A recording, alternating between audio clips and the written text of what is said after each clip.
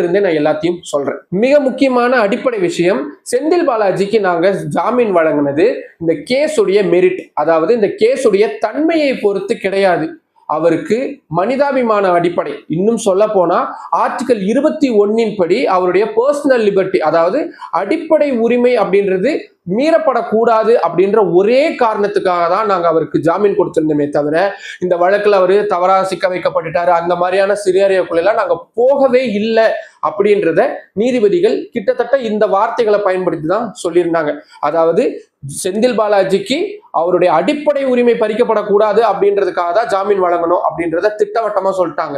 இது செந்தில் பாலாஜி தரப்புக்கு கிடைச்ச மிகப்பெரிய அடியா தான் பார்க்கப்பட்டது.